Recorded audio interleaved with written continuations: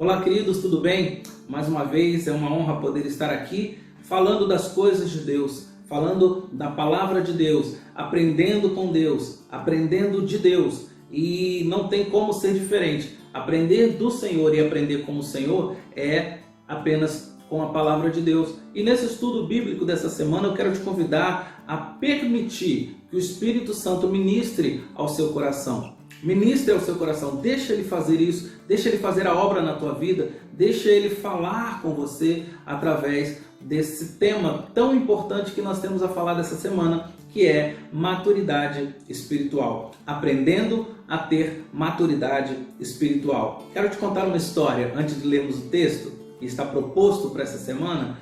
Hoje pela manhã, ao estudar a palavra de Deus, o meu filho Rafael chegou para mim, ele tem 4 anos, e falou: papai, o senhor brinca comigo? Eu falei: filho, papai está estudando. Ele falou: poxa papai, por favor, brinca comigo. E eu falei assim: olha filho, o que o papai está fazendo é algo muito importante. E aí ele falou para mim: pai, mas brincar também é importante. Eu não consegui nem mais respondê-lo, me levantei naquele momento e brinquei um pouquinho com ele até terminarmos a brincadeira, e aí ele se cansou e foi fazer uma outra coisa, e eu voltei a estudar.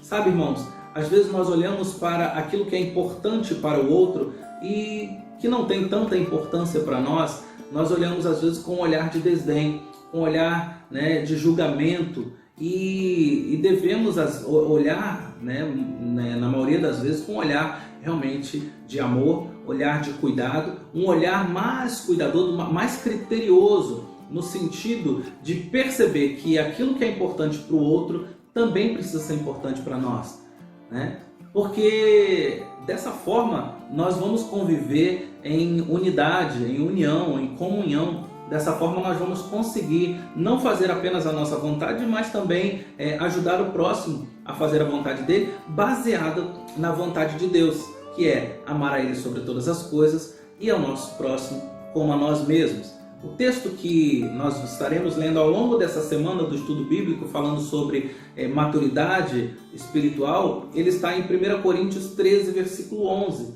E aí talvez você me pergunte: tá, pastor, mas como assim? Nós vamos falar de amor, nós vamos falar desse dom supremo que é o amor, o dom de Deus. Na verdade, nós vamos falar sobre maturidade espiritual baseado naquilo que Paulo falou aos Coríntios nesse versículo 11, sim, baseado naquilo que ele vinha falando antes. Desde o primeiro versículo desse capítulo, ele vai falar do amor. Agora, como usar um dom tão maravilhoso de Deus se não temos maturidade para usá-lo? É a mesma coisa que dar um carro possante para uma pessoa que não tem carteira, que ainda nem sabe dirigir, para colocá-lo para dirigir. Muitas vezes nós vamos errar, muitas vezes nós vamos utilizar algo tão bom que Deus nos deu de uma forma errada, sem que ele seja utilizado na sua plenitude. Isso, com certeza, deixará marcas, e muitas vezes marcas ruins, dolorosas, doloridas, nos nossos corações, nas nossas vidas e na vida de tantas pessoas. Então, o que Paulo fala aqui aos Coríntios, no capítulo 13, versículo 11, ele diz assim: quando eu era menino, falava como menino, pensava como menino e raciocinava como menino. Quando me tornei homem, deixei para trás as coisas de menino. Quando me tornei homem, deixei para trás as coisas de menino. Por que esse texto é importante? Porque o que Paulo está falando aqui é de maturidade. Ele não está falando de idade, ele está falando de maturidade. Ele está dizendo que quando ele era menino, e a expressão menino aqui, ela pode ser entendida como bebê, como alguém que era, frágil, ingênuo, totalmente dependente de alguém.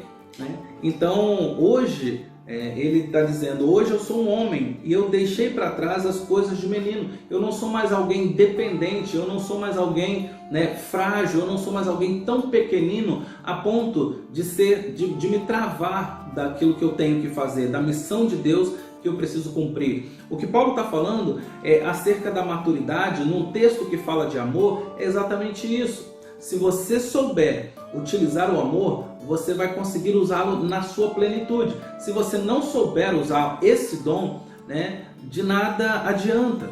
né? E aí o texto que eu gostaria de compartilhar nesse estudo de hoje, ele está em Mateus, mais especificamente Mateus 7, versículos 7 e 8. E o que diz a palavra de Deus em Mateus 7, de 7 a 8? Ele diz assim, olha, peçam e lhes será dado, busquem e encontrarão, batam e a porta lhes será aberta.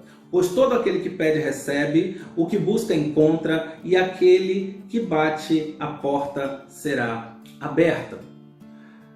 E aí, irmãos, como olhar para esse texto e não ter maturidade espiritual? É simplesmente achar que o Senhor é nosso escravo. Porque quando você não tem maturidade espiritual, você olha para um texto como esse, e aí você vai orar, você pede, e aí aquilo que você pediu não se concretiza.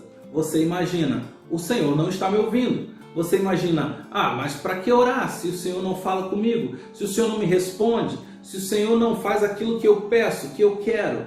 Né? É exatamente isso que Paulo está dizendo aos coríntios lá. Deixemos de ser meninos, crianças mimadas, crianças que querem tudo nas suas mãos, na hora que eles querem, né? E tenham um Deus como o seu escravo. Não, nós precisamos perceber que Deus não está aqui para ser escravizados por nós, pelas nossas vontades, pelos nossos desejos. Deus está aqui para nos abençoar, e Ele nos abençoará de acordo com a sua vontade, que é boa, perfeita e agradável. Observe duas histórias que eu quero contar para você. A palavra do Senhor, ela é fiel, né? Ela é fiel e ela precisa ser cumprida. Vamos lá. Quando o povo hebreu estava escravizado no Egito por Faraó, eles oravam de maneira fervorosa, pedindo para que Deus os libertasse daquele cativeiro. Eles não aguentavam mais o cativeiro. E aí, as suas orações, elas são respondidas por Deus. O que Deus faz? Deus levanta Moisés, que estava já lá no deserto, depois de ter fugido do Egito, depois de ter saído do Egito após matar um egípcio. Ele, sabendo que a punição seria algo muito forte, ele foge. Ele inclusive é ajudado por algumas pessoas para fugir. Mas quando ele já está no deserto, quando ele já está lá pastoreando, né, as ovelhas do seu sogro, ele é chamado para uma missão. E essa missão é libertar o povo hebreu do Egito. Aquelas pessoas, né, ouvem sim a Moisés e elas começam a acreditar que elas podem sair daquele lugar, sair daquela escravidão. Até porque Deus mostra ao longo das 10 pragas no Egito que Ele está com o povo. O problema é que aquele povo queria uma liberdade, uma libertação tal qual as suas próprias expectativas, não de acordo com as expectativas e a vontade de Deus. Por isso, quando Deus envia Moisés e tira aquele povo da escravidão, aquele povo começa a murmurar, aquele povo começa a desobedecer, aquele povo começa a achar que valeria mais a pena estar no Egito, aquele povo começa a achar que precisava continuar adorando outros deuses, assim como eles fizeram com o bezerro de ouro, enquanto Moisés subia ao monte para falar com Deus e trazer as tábuas dos 10 mandamentos, né? A palavra vai mostrar que aquele povo rodou ao longo de 40 anos numa terra inóspita, naquele deserto ali onde muitos deles não, quase nenhum deles entraram na terra prometida, apenas Josué e Caleb entraram na terra prometida da sua geração. E todo aquele povo que entrou foi uma geração que se renovou ao longo dos anos. As pessoas pensaram que Deus iria corresponder de acordo com as suas expectativas, mas Deus faz de acordo com a sua vontade. Mas a gente só vai perceber isso tendo maturidade espiritual, tendo maturidade para entender a vontade de Deus. Uma outra história que eu quero contar para você é que o povo israelita também é escravizado, de uma outra forma, lógico, mas escravizado pelos romanos. Havia um regime de escravidão romana naquele tempo, e eles oravam pedindo para que o Messias viesse logo, para libertá-los dos romanos. E aí Deus vai e envia Jesus. né? Jesus chega até eles, se apresenta como Messias, começa a fazer a sua obra, mas o final da história nós já conhecemos. Jesus foi crucificado por aqueles a quem ele veio libertar.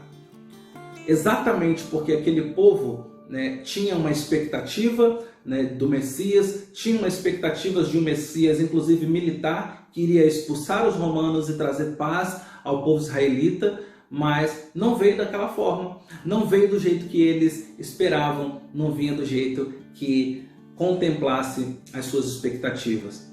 Isso é muito próprio de alguém que não tem maturidade espiritual para entender que Deus usa pessoas, que Deus usa coisas e que Deus usa aquilo que Ele quer, da forma que Ele quer, quando Ele quer, para nos responder e corresponder. Não é a nossa vontade que precisa prevalecer, mas a vontade que é boa, perfeita e agradável, que é a vontade de Deus. Então eu te convido essa semana a estarmos juntos estudando sobre maturidade espiritual, como adquirir maturidade espiritual, como vencer a apatia, como vencer tudo aquilo que me trava, tudo aquilo que quando eu sou menino, dependente de alguém ou dependente das coisas, eu deixo de fazer simplesmente porque me falta maturidade.